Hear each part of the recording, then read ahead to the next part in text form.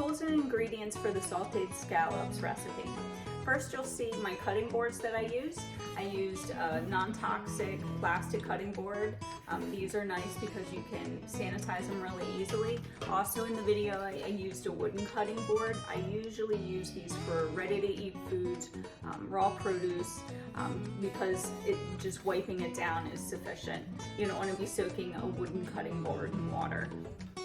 The pan I used a small stainless steel pan. I like stainless steel because it doesn't have any chemicals in it. Another tool I used is a spatula. Something else I used in the video, my knife, my chef's knife. A nice sharp chef's knife is always going to be your best friend.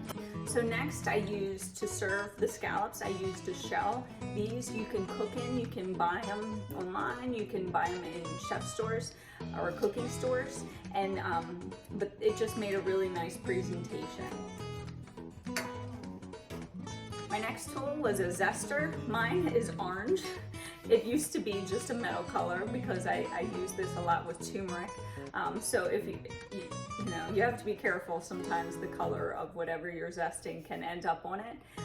But these are great. So and the way you zest is you just take your lemon and then you rotate it around as you're moving the zester on it, because you just want to get that outside. You don't want to start to get the inside where it's that white part of the lemon after you get past the initial peel, because it's really bitter. So you just want the yellow that's around the outside, and that's going to give a really bright flavor to your food. So zesters are a great tool to have. And then for ingredients, I used Old Bay, but you could use any seasoning that has a little bit of spice to it. I like to use things that are spicier with seafood. But Old Bay is a traditional seasoning from Maryland, and that's where I'm from. So originally, I like to use local favorites. I use butter. I always use grass-fed butter. It's going to have a higher nutrient profile. And then for the scallops, I bought them from a fresh seafood market locally here in Jupiter, and it's always best to get your food fresh. When you get anything frozen, especially with seafood, it tends to be a little more watery and it doesn't have as good of a flavor. So thanks so much for watching.